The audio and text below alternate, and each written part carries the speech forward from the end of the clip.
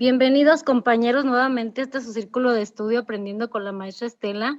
Vamos a analizar en esta ocasión el protocolo para la atención y prevención de la violencia sexual en las escuelas de educación inicial, básica y especial.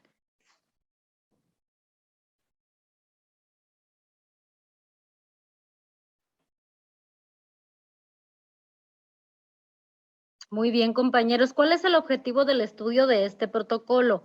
Proporcionar elementos conceptuales, o sea, tenemos que comprender el protocolo, tenemos que conocerlo, tenemos que analizarlo, reflexionarlo, pero sobre todo apropiarlo, maestras y maestros, porque luego pasan situaciones en nuestras escuelas en las que no tenemos el conocimiento ni sabemos siquiera a veces cómo actuar de acuerdo a un protocolo formal que tenemos que conocer todos como una medida de seguridad para nuestras niñas y adolescentes, y los mecanismos para la atención y prevención de casos de violencia sexual en las escuelas de educación básica pública y privada, con la finalidad de salvaguardar la integridad de los alumnos.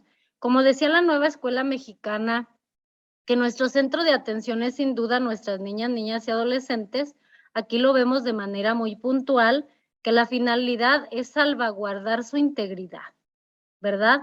Y sensibilizar a la comunidad educativa, a todos los actores, incluyendo padres de familia, autoridades, maestros, a los mismos compañeros, para promover una respuesta contundente a favor del respeto de los derechos humanos de las niñas, niños y adolescentes.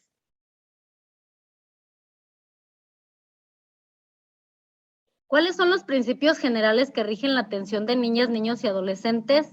El artículo 1 de la Constitución Política de los Estados Unidos Mexicanos, en su párrafo 3, dispone que todas las autoridades en el ámbito de sus competencias tienen la obligación de promover, respetar, proteger y garantizar los derechos humanos de las personas de conformidad con los principios de universalidad, interdependencia, indivisibilidad y progresividad. ¿Dónde más encontramos estos términos, compañeros maestros? Los encontramos en la Ley General de los Derechos de las Niñas, Niños, Adolescentes y Jóvenes. Esos términos vienen ahí plasmados. Entonces vamos a analizarlos de manera detenida para comprender el contexto de este documento. Recordar nuevamente que el interés superior, ¿verdad?, son nuestras niñas, niños y adolescentes, y aquí nos marca algo muy importante. La Convención sobre los Derechos del Niño, en su artículo 3, apartado 1, otorga a las niñas, niños y adolescentes el derecho a que se tome en cuenta de manera primordial su interés superior en todas las medidas o decisiones que le afecten. O sea, aquí tenemos que tener nosotros abierto el panorama en que estamos tratando con personitas que tienen una integralidad.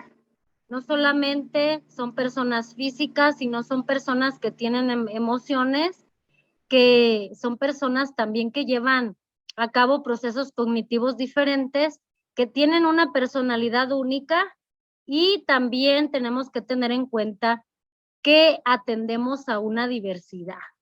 Entonces tenemos que conocer toda la integralidad de cada uno de nuestros niños para poder apoyarlos en ciertas ocasiones en las que necesiten propiamente una atención más personalizada del maestro.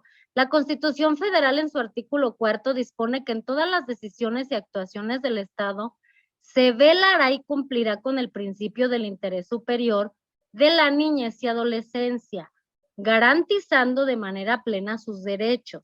Los niños y las niñas tienen derecho a la satisfacción de sus necesidades, ojo aquí, de alimentación, salud, educación y sano esparcimiento para su desarrollo integral. Este principio deberá guiar el diseño y ejecución y seguimiento y evaluación de las políticas públicas dirigidas a ellos. La Ley General de los Derechos de Niñas, Niños, Adolescentes y Jóvenes dispone en su artículo 2 que el interés superior de la niñez deberá ser considerado de manera primordial en la toma de decisiones sobre una cuestión debatida que los involucre. O sea, tenemos que tener en cuenta que el niño, la niña, adolescente o joven es el importante, y tenemos que cuidar su contexto y cuidar su integridad personal bajo cualquier circunstancia. Sí, compañeros, aquí les vuelvo a remarcar que en estos círculos de estudio les pongo por ahí un marcatextos donde resalta artículos, resalta ideas principales, palabras claves, para que no las perdamos de vista y organicemos nuestro pensamiento de tal manera que sea más comprendible el texto para ti. Acceso a una vida libre de violencia. El comité en su observancia general número 8, el derecho del niño a la protección contra los castigos corporales y otras formas crueles o degradantes. Define el castigo corporal o físico como todo castigo en el que se utilice la fuerza física y que tenga como objeto causar cierto grado de dolor o malestar, aunque sea leve. En la mayoría de los casos se trata de pegar a las niñas, niños y adolescentes, ya sea con manotazos, ojo aquí compañeros, bofetadas o palizas, que pueden darse incluso dentro de las escuelas. En esos horarios de esparcimiento pueden pasar situaciones de repente imprevistas o incluso podemos detectar casos desde la escuela que se estén llevando a cabo en cada uno de los hogares. Y dice aquí con la mano, con algún objeto, puede ser un azote, una vara, un cinturón, un zapato, una cuchara de madera, o sea, desde lo más pequeño hasta lo más grande, desde lo más simple o lo más complejo, debe prevalecer el salvaguarda de cada uno de estos pequeños, pero también puede consistir, y menciono aquí algunos ejemplos, en un puntapiés, por eso les digo que la violencia no se clasifica en niveles. La violencia es violencia, ya sea hasta un azote o hasta un simple pellizco, machos, como conocemos por esta región. Alguna mordida incluso, alguna tirarle el pelo a alguna chica o algún chico, o atentar en contra de alguno de sus partes de su cuerpo, ya sea incluso un jalón de orejas, ¿verdad? Obligarlos a ponerse en posturas incómodas, producirles quemaduras, obligarlos a ingerir alimentos, algo hirviendo u otros productos, ¿verdad? Incluso ha habido situaciones en algunos centros en los que desafortunadamente incluso se les lava la boca con algún jabón o se les amarra de las manos. Entonces, este tipo de situaciones nos tienen que dar la enseñanza, la tarea que tenemos en los centros escolares cada uno de los actores, de derogar responsabilidades, pero el maestro tiene que tener el tacto pedagógico para ubicar todo este tipo de situaciones. El Estado está obligado por el artículo 4 de la Convención sobre los Derechos del Niño a invertir el máximo de los recursos económicos. Aquí podemos hablar precisamente de políticas públicas y humanos para lograr su salvaguarda y cumplimiento. En el 2014, México expidió la Ley General de los Derechos de Niñas, Niños y Adolescentes, la cual sirvió de modelo para que las entidades federativas elaboraran cada una su propia ley en materia. Si ustedes ya tuvieron la oportunidad de analizar cómo se desglosan los artículos y propiamente cuántos derechos tienen nuestras niñas, niñas y adolescentes, cuando desmenuzamos cada uno nos damos cuenta de la importancia de la salvaguarda de la integridad de nuestros pequeños o de nuestros jóvenes.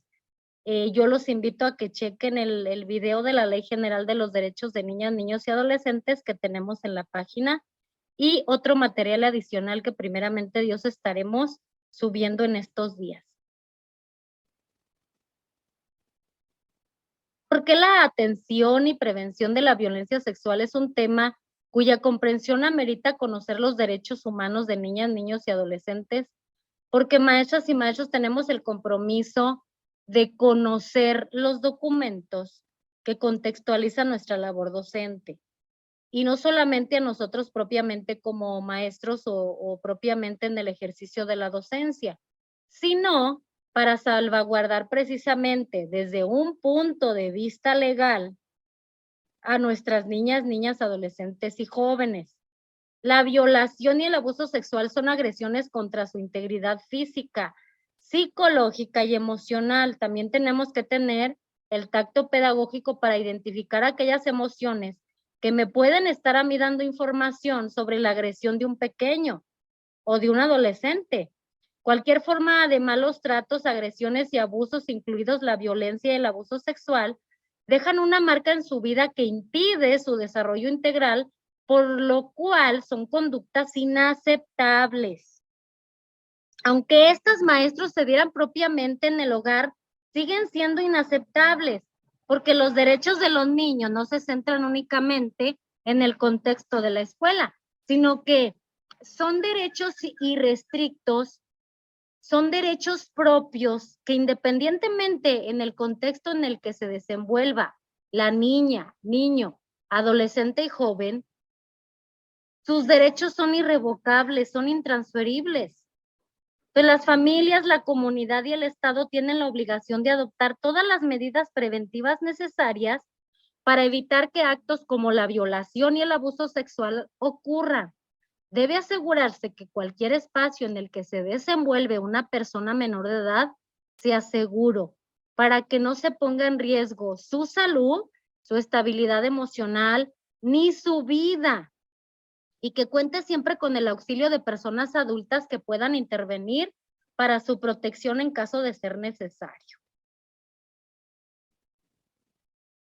Cuando el personal educativo guarda silencio, ojo aquí maestros, sí es muy importante, cuando el personal educativo guarda silencio o es omiso en atender las problemáticas de la violencia que sufren las alumnas y los alumnos, encubre violaciones a sus derechos humanos. Pero lo más grave es que está privando a esa niña, niño o adolescente de la oportunidad de construir un proyecto de vida exitoso y libre de violencia. El costo de no atender los asuntos que conciernen a la niñez y adolescencia repercutirán en el normal desarrollo de su personalidad y en el bienestar social de todas y todos. Por eso de ahí la importancia de todos los compañeros de estar empapados de todo este tipo de información, de todos los protocolos, para saber cómo debemos actuar, saber a qué institución podemos recurrir, saber que hay una Comisión Estatal de Derechos Humanos, que tenemos el DIF municipal, y que tenemos incluso en algunas de las escuelas también asesoría psicológica que se le puede brindar a estos alumnos. Pero antes de llegar al acto mismo, tenemos que tener todas las medidas necesarias y suficientes para priorizar la prevención, principalmente en nuestras escuelas, y apoyar a las madres de familia con algunos talleres para que ellas sepan identificar rasgos físicos o emocionales en cada uno de los hijos para precisamente llevar las medidas preventivas que tenemos en la escuela para llevarlas al hogar. Y es muy, muy necesario. ¿Qué es el abuso sexual? Tenemos que tener bien claro qué es el abuso sexual. No lo que yo creo, no lo que yo me imagino, no lo que a mí me dijeron, lo que es. El artículo 19 de la Convención sobre los Derechos del Niño define a la violencia contra niñas, niños, adolescentes como toda forma de prejuicio, abuso físico, mental, descuido o trato negligente, malos tratos o explotación, incluso el abuso sexual. En este sentido, el abuso sexual es, desde luego, una forma de violencia contra la niñez y adolescencia. Debido a su magnitud y frecuencia, la Organización Mundial de la Salud considera la violencia contra ellos como un problema de salud pública.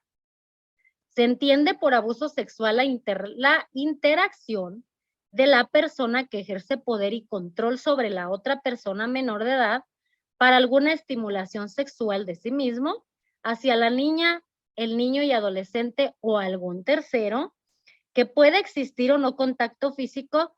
Y ustedes dirán, bueno, ¿cómo va a haber un abuso? Pues si no hay contacto, también sigue siendo abuso y lo vamos a puntualizar en las siguientes diapositivas.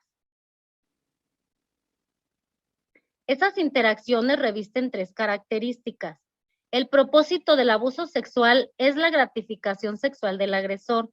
Existe una diferencia de edad y por tanto asimetría en el desarrollo y conocimientos entre los agredidos y el agresor, de tal manera que constituyen un abuso de poder de este último hacia los menores de edad. Las formas que el agresor emplea para someter a los agredidos, los enumero enseguida, puede ser desde un chantaje, un engaño, una manipulación, etcétera, etcétera. Y aquí vamos a ver el abuso sexual como es concebido, el acoso escolar y el maltrato escolar.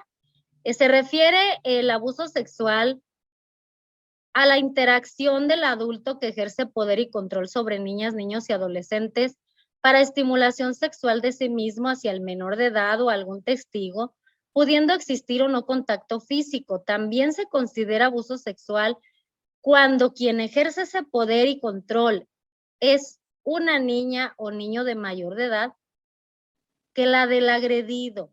O sea, esa es una forma de violencia muy fuerte. Ahora, el acoso es una conducta, pero es una conducta con una intención. Es como si fuera una conducta planificada. Yo planifico agredir al otro, ya sea de manera verbal, social y hasta física. Ahora vamos a ver el maltrato escolar. El maltrato, compañeros, pues ya va el uso de la fuerza. Ya hay un poder superior con respecto a una víctima, ¿verdad? Y esta puede ser violencia física, psicológica, emocional, incluso llegar hasta la negligencia, ¿verdad? O hasta la omisión. Entonces debemos de estar muy atentos a lo que realizan nuestros alumnos, cómo se socializan, qué hacen, qué no hacen. Y aquí les muestro los factores de riesgo y algunos niveles y los factores de protección. Y vemos claramente en los niveles cómo vamos viendo desde el niño de manera particular, como dónde se desarrolla. Se desarrolla en la familia, se desarrolla en la escuela y se desarrolla en la sociedad. Entonces vamos aquí a analizar desde este punto de vista, desde esta presentación, que esta sí la obtuve en una investigación. Cabe recalcar que el niño se desenvuelve de diferentes maneras en los diferentes contextos. Por ejemplo, en la familia va a actuar de alguna manera porque hasta cierto punto, y lo digo entre comillas, se siente protegido. Pero en la escuela es un ser individual que se está relacionando con otros compañeros, menores o mayores que él. Y también vemos a un niño que se desenvuelve de manera diferente ya en la comunidad. Un recurso que tenemos, el primero siempre va a ser la prevención. Esa campaña, esa concientización, ese conocimiento de información. Pero también tenemos un recurso nosotros que tenemos que tener bien en cuenta, que es el acta de hechos. ¿Y qué es el acta de hechos? Bueno, si pasa alguna situación y yo no quiero caer en omisión, tengo que llevar el registro de lo que sucede. Y si sé cómo hay que actuar de acuerdo a un protocolo, sabré a quién dirigirme, sabré mi actuar, sabré mi proceder, sin brincar ninguna instancia, sin brincar ningún procedimiento. Por eso se llama protocolo. Es como un diagrama de flujo. Si pasa esto, ¿qué voy a hacer? Si pasa esto otro, ¿qué voy a hacer? ¿A qué instancia voy a recurrir? ¿Cómo va organizada mi acta de hechos? Y aquí se las dejo también. Pero tenemos que tener mucha sensibilidad en cuanto a estar percibiendo las emociones, los sentimientos, incluso los rasgos físicos que muestran nuestros niños. Tener esa capacidad de acercarnos con ellos, indagar, indagar en todos los sentidos. Y si el maestro tiene conocimiento de todo este tipo de protocolos y de este tipo de información, vas a ver cuando hay un acoso, vas a ver a qué instancias notificar, vas a ver a dónde hay que pedir alguna protección en cuanto a los derechos, vas a ver incluso cómo dirigirse al tutor, etcétera, etcétera, ¿verdad? Cómo integrar a todos los actores para cuidar precisamente a nuestros pequeños. Ya en el marco jurídico, vemos que esto está establecido en la Ley General de Niñas, Niños y Adolescentes, en la Ley General de Educación, en la Convención sobre los Derechos de los Niños, en los derechos de igualdad y los derechos humanos y de convivencia escolar, y en los propios derechos humanos en su artículo primero, ¿verdad? La Ley Federal para Prevenir y Eliminar la Discriminación la Ley General de Víctimas, el Plan Nacional de Desarrollo. En este caso, los planes nacionales de desarrollo van cambiando de acuerdo a cada sexenio, pero cada sexenio va mejorando las leyes para defender precisamente los derechos de nuestras niñas, niños y adolescentes. Y aquí les dejo un ejemplo que también investigué de las redes sobre las cartas compromiso y precisamente establecer esa corresponsabilidad. Documentos que rigen la relación, ya los nombré anteriormente, incluso los puse en esa línea como si fuera una línea del tiempo, ¿verdad? ¿Cuáles son las vías de comunicación formales que debemos de tener en la escuela, ¿verdad? Ante el Ministerio Público incluso, si el problema ya se agrava, reporte, bitácoras, citatorios informativos, oficios, acta de hecho, diálogo con padres, profesores y directivos, en presencia de todos los involucrados, y tenemos que actuar con prudencia, porque vemos que es necesario para que el maestro sepa cómo proceder y es necesario para defender a nuestros pequeños, ¿verdad? Entonces, es sumamente importante este tipo de análisis y ahorita vamos a ver, el abuso sexual afecta a la dignidad humana y constituye una vulneración grave de los derechos reconocidos de la Constitución Política y en los tratados y otros instrumentos de derechos humanos suscritos por México, principalmente la Convención sobre los Derechos Humanos. Esta investigación ya la realicé a partir de esta parte del documento formal, desde la dimensión ética, desde la dimensión sociocultural y desde la dimensión psicológica. Ahora sí, vamos a terreno plano. Vamos a analizar primero la dimensión ética. El abuso sexual implica un ejercicio abusivo de poder. Y hablamos en todas las áreas, maestros, y en todas las edades. Aquí nos estamos enfatizando en niñas, niños y adolescentes, pero vemos que el abuso sexual trasciende edades y trasciende empleos y trasciende géneros, ¿verdad? Por eso no hay que echar en saco roto todo este tipo de información. En el caso de niñas, niños y adolescentes, la edad determina una condición de indefensión física y psicológica, siendo esta última mayor cuando existe un vínculo afectivo con el agresor, máxime cuando esta persona es la encargada de su cuidado. A veces, ¿verdad? Por la responsabilidad que tenemos muchas madres de familia, luego hay que dejar a nuestros niños a cargo de terceras personas. Por eso es muy importante que ustedes no caigan en la confianza, siempre sean desconfiados para analizar con quién se quedan nuestros pequeños, incluso en instituciones formales. En cuanto a la dimensión sociocultural, existen factores relacionados con la familia, la cultura y la sociedad que, al reproducir la desigualdad de poder entre adultos, niñas, niños y adolescentes, favorecen la ocurrencia del abuso sexual infantil, además de que condicionan a que se ponga en duda la veracidad del relato. Ojo aquí, maestras y maestros, porque muchas veces creemos que porque están pequeñitos están inventando situaciones. Entonces hay que recurrir a las instancias y a las personas profesionales correspondientes para que realmente se le dé atención a esos pequeñitos. Dimensión psicológica. El abuso sexual, por ser una forma grave de maltrato, altera el normal desarrollo biopsicosocial actual y futuro de un niño. Es que es un trauma extremadamente grave. Marca sus pensamientos, marca sus aspiraciones, marca sus emociones, y eso se traduce a un estrés postraumático, porque es después de un trauma, ¿verdad? Luego vemos algunos trastornos incluso en su personalidad, y es muy importante atenderlos. Formas de abuso sexual. Comúnmente se piensa que el abuso o las agresiones sexuales implican únicamente el contacto físico. No obstante, existen diversas formas en que se puede presentar, compañeros, las cuales son pues depende del tipo de contacto.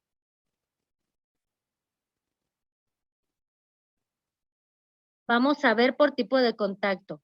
Cuando hay contacto físico, pues algún tocamiento en sus genitales, glúteos o algunas otras áreas del agredido, convencer o obligar a niñas, niños y adolescentes a tocarse, ¿verdad? Frotamiento también del agresor contra el cuerpo o ya de una forma muy particular de la vestimenta incluso. Vemos esta parte de los besos, no quiero decir la palabra, ¿verdad? Por YouTube, pero son experiencias muy fuertes. Ustedes van a tener la oportunidad de analizar el documento y cuando ya nos ponemos a ahondar en esta información, que esta ya es formal, pues realmente nos quedamos maestros en que es muy importante que el maestro esté consciente de la responsabilidad. Obligar a la víctima a que se muestre, fíjense nada más, incluso incitarlos a participar a situaciones entre tres, con algunos animales, o sea, son realmente situaciones muy fuertes, sin contacto físico. Aquí es donde viene la gran pregunta. Hacen referencias verbales y ya es abuso, ¿eh? O sea, no se necesita del contacto físico, sino, aunque no lo haya, con una simple insinuación, con comentarios sobre alguna intimidación, inducirlos a exponerlos a algún material fotográfico, visual, etcétera, etcétera.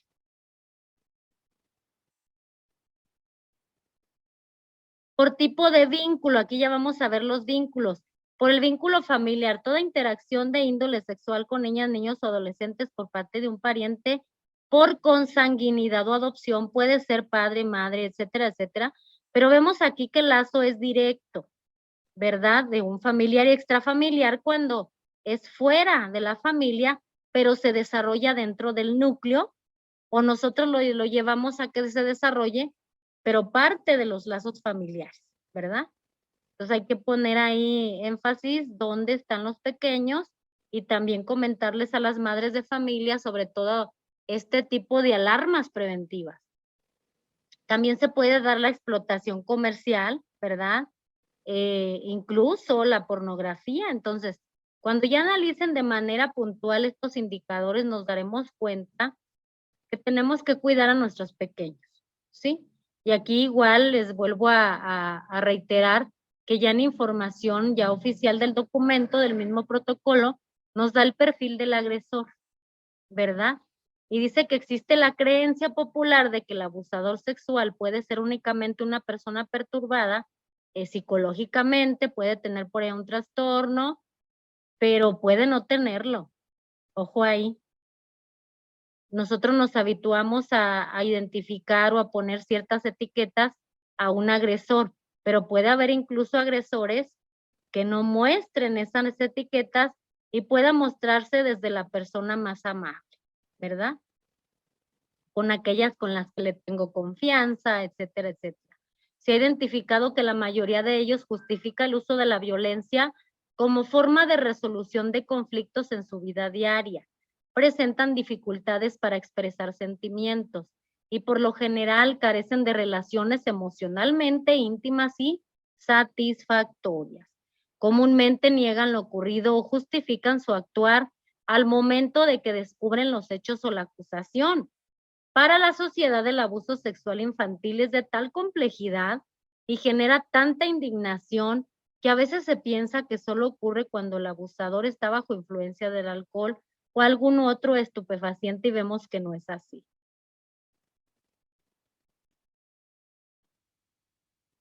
El abuso de confianza previa. Aquí esta parte entra en las estrategias más comunes que emplea un abusador, ¿verdad? Primero hace que todos le tengan confianza, que vean ciertas características empáticas, atractivas, emocionalmente hablando, me puede dar confianza, puede estar al tanto de, puede mostrarme que se preocupa de, pero no es más que un simple engaño, maestras. Pues vemos que esto no solamente se da en la familia, puede incluso ocurrir en nuestras escuelas. Ahora vamos a ver el perfil de las víctimas. Toda niña, niño o adolescente pueden ser víctima de violación o un abuso. No existe un perfil o característica específica que determine la ocurrencia del abuso. Puede presentarse en todos los niveles socioeconómicos, en los religiosos, en los educativos, ahí no nos exoneran, y en cualquier etapa de la niñez o adolescencia. No obstante, se ha identificado algunas características que constituyen factores de riesgo para la ocurrencia de la violación, incluso de un abuso. ¿Cuáles son los factores de riesgo? Pues no hay una educación sexual, maestros, pero una educación sexual natural, informada, ¿verdad? Vista desde el punto de vista preventivo, sin caer al morbo, sin caer a la burla, como de manera generacional han sido educados muchos de nuestros alumnos, ¿verdad? ¿Qué otro factor de riesgo hay? Pues la edad, ¿verdad? Y propiamente el sexo de nuestras niñas, niños y adolescentes. Una baja autoestima también tiene que ver mucho cuando no está la atención ahí de los padres, ¿verdad? Para identificar este tipo de emociones. Y necesidad de afecto y atención o ausencias prolongadas de los padres de familia. En la actualidad muchos padres pues tienen que trabajar, por eso hay que hablar de estos temas con ellos para que sepan con quién dejan a nuestros alumnos, para saber si están en un ambiente, ahora sí, de confianza, de seguridad. El crecimiento en un entorno de relaciones violentas o discriminación, niña o niño con alguna actitud muy pasiva, extremadamente pasiva, muy sumisa o incluso hasta con miedo, pues hay que poner los ojos sobre esas situaciones. Una baja capacidad de tomar decisiones, una capacidad diferente, algunas condiciones de aislamiento, carencia de redes familiares o de apoyo, cuando los padres son separados, cuando la madre tiene una nueva relación o el padre tiene una nueva relación, etcétera, etcétera. Enseguida vamos a analizar, compañeros, las estrategias de autocuidado para niñas, niños y adolescentes. Y aquí lo primero que vamos a realizar pues es definir precisamente cómo se fomenta el autocuidado. Enseguida, compañeras y compañeros maestros, vamos a analizar las estrategias de autocuidado para niñas, niños y adolescentes. Y vamos primero a determinar en qué consiste fomentar el autocuidado en niñas, niños y adolescentes. Implica la valoración de la vida, el cuerpo y la salud como una herramienta preventiva ante cualquier situación de maltrato o abuso que les permita tanto a niñas, niños y adolescentes como a las personas adultas de la comunidad educativa enfrentar posibles situaciones, ¿verdad?, de abuso en los planteles educativos, en las familias y en cualquier entorno social, ¿verdad? Para ello es muy importante, pues, que les enseñemos el cuidado personal, identificación de situaciones de amenaza personal, pautas conductuales de autoprotección. En caso de que no esté alguien, él tiene que tener los elementos al menos más básicos para poder identificar cuando hay un agresor cerca de él. Su objetivo es favorecer en el niña, niño, adolescente la identificación de situaciones de amenaza o vulneración personal y el desarrollo de estrategias conductuales efectivas de seguridad y protección. En los contenidos del plan y programas de estudio, ¿verdad?, de educación básica, estos temas se establecen en los campos formativos de desarrollo personal y para la convivencia, exploración y comprensión del mundo natural y social. Vamos a ver enseguida, compañeros, las consecuencias del abuso para la vida de niñas, niños y adolescentes. El abuso atenta y pone en riesgo el normal desarrollo de la personalidad de la niña, niño o adolescente, así como la comprensión sobre su propio cuerpo y sus sentimientos. Con ello se violentan también las reglas sociales, legales y sus derechos humanos. Cuando es cometido por familiares, disminuye profundamente la posibilidad de desarrollar relaciones confiables. ¿Por qué? Porque se ha atentado lo más próximo a él. Todo aquello más próximo a él le tiene cariño, le tiene confianza, él cree en esas personas, entonces de repente se vulnera esa estabilidad, entonces él ya no ve hacia afuera ¿Dónde puede él estar en un ambiente seguro? Cuando es cometido por familiares disminuye profundamente esa capacidad, ¿verdad?, de confiabilidad. Con el abuso, todos los ámbitos de la vida del agredido pueden llegar a afectarse. ¿Por qué? Porque sin tener él ninguna culpa, se genera, ¿verdad?, una culpa, porque indirectamente el agresor le envía mensajes para que él se sienta culpable, sienta vergüenza, sienta traición, que él está traicionando a su familia, sienta desconfianza y le crea cierto sentido de confusión, ¿verdad? Ustedes van a tener la oportunidad de leer de manera más puntual en el PDF que les voy a dejar aquí. El pacto de lealtad y de protección mutua, ¿verdad?, con el agresor. Él piensa, él lo genera y trata de meter en ese círculo, en ese globo al pequeño. Puesta en marcha de mecanismos de defensa para sobrevivir. Vamos a identificar aquí la salud física a corto plazo y a largo plazo.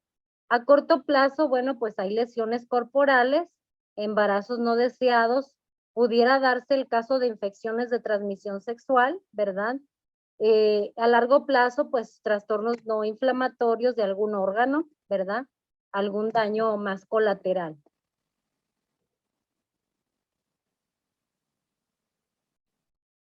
Luego vemos por parte de la salud mental, ¿verdad? Que es un área muy importante y que se ve totalmente quebrantada, ¿verdad? Hay reacción de estrés agudo, trastorno de estrés postraumático, crisis de pánico, depresión, ansiedad de separación de las personas, ¿verdad? Él ya no siente esa confianza que alguien lo vaya a cuidar porque va a sentir que también va a volver a ser agredido.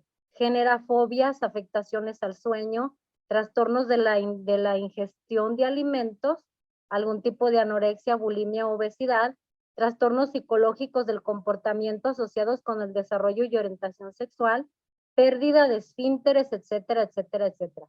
¿Esto qué nos marca? Bueno, pues nos da un panorama general de algunos indicadores a los cuales debemos de poner atención. Baja autoestima, estigmatización, realiza conductas ausencia de autoprotección, ideas suicidas en algunos casos, ¿verdad? Fracaso escolar, abuso o la dependencia ya de un alcohol o de alguna droga, conductas delictivas, relaciones familiares conflictivas, etcétera. Todo esto se va a crear cuando se llega a un abuso, maestro. Pero también son indicadores que podemos nosotros observar que nos pueden dar mucha información. Lesiones o señales físicas, lesiones físicas reiteradas, por ahí un golpe, un rasguño, un moretón, dificultad para caminar o sentarse, ropa interior rota, sucia, dolor, ardor, lesiones en alguna parte de su cuerpo en zonas precisas. Y ustedes dirán, bueno, ¿y para qué estudiamos esto para una evaluación? Porque más que para una evaluación, compañeros y compañeras, son situaciones de la vida diaria. Entonces debemos de estar muy preparados para enfrentar ese tipo de situaciones. Indicadores emocionales o de comportamiento. La niña, niño o adolescente manifiesta abiertamente que es víctima de agresión por otra persona, una tercera persona señala que otra niña, niño o adolescente es la víctima, o sea que nos damos cuenta de manera directa o de manera indirecta. Cambios repentinos en el comportamiento, hábitos o formas de relacionarse con los demás. Puede ser que manifieste aislamiento, de repente no era aislado y de repente ya se aísla, se le ve un ambiente general de tristeza, de llanto, de ansiedad. En casa la mamá puede identificar que tiene pesadillas, que es más agresivo y más cuando alguien lo toca.